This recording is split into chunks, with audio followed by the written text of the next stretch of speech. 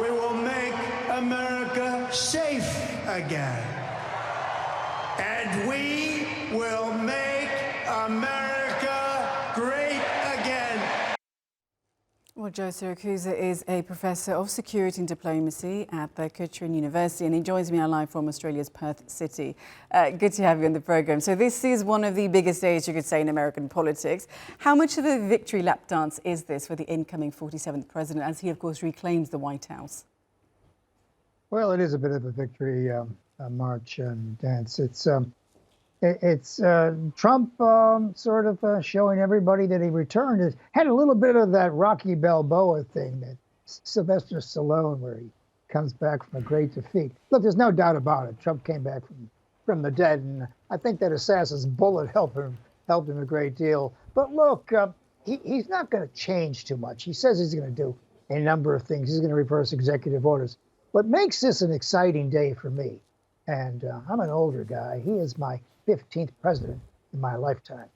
I've seen most of the inaugurals. The inaugurals are wonderful events because you have a man, or it could even be a woman, who is chief executive of the United States, commander-in-chief, the head of the party, and head of state in the most powerful office in the world. I mean, it is hard to believe that sometimes we put into the presidency people with a very low bar. I mean, it's, the Constitution says all you got to do is be 35 years old and be an American citizen. That ain't very fussy. It's harder to do other things, as a matter of fact. So we get Trump for another 4 years. I don't know if he's going to solve very much, but I have been watching his behavior, though, with this hostage thing.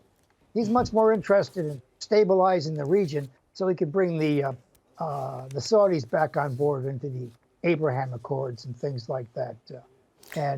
I'll tell you what I'm happy to see is the Biden administration in the rearview mirror. These guys were just low and dishonest. They didn't save a life in Gaza. They didn't save a life in Ukraine. They didn't save a life in Kabul. I mean, they were a wrecking crowd.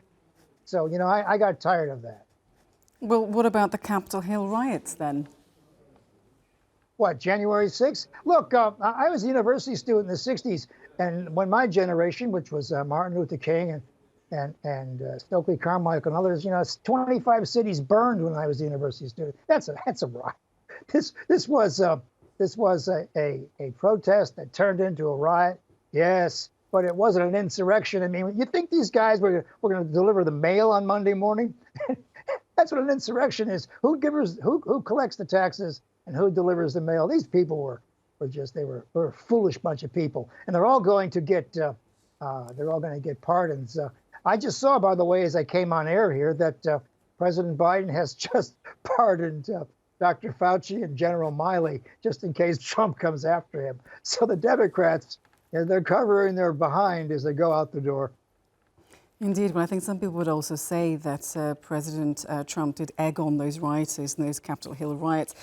But then, so for his second term in power, are we going to see chaos, or are we going to see a man who delivers on his promises for the people when it comes to business, when it comes to the cost of living crisis that we see? The things that, Americans really need.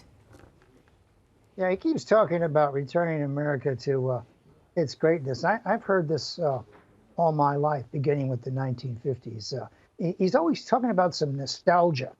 Right now in Washington, we have a bunch of billionaires running the place, talking about how they're going to make America livable again, the air cleaner and all the rest of it. They're going to be checking out of things like the Paris Accords and stuff like that. They're going to make life a little difficult. But, most of the time, they're promising things that are pipe dreams. He's talking about a tariff that replaces income tax. That's not going to happen. Not going to happen in a million years. Can't happen, as a matter of fact. So talking about things, and what we have is with Trump, I think he's very disciplined this time, but he still has a learning curve. The learning curve is he has to understand how the world works. You can't push people around. You can't threaten people from Canada or Greenland or Panama. He doesn't understand that people push back. And I'd like to see him do a little bit more in the Middle East to keep those people, to keep things under wraps, because I just heard his national security advisor say that he won't tolerate the return of Hamas on the streets. Well, who was directing traffic the last 24 hours? It was Hamas police. So, there's a lot of things that don't make sense yet. And I think Trump will, he'll stumble a little bit, and he may have a plan, but where does the plan go? That's another story. It is another story indeed. Joe Syracuse, a professor of security and diplomacy at Curtin University in Perth. Thank you so much for joining us.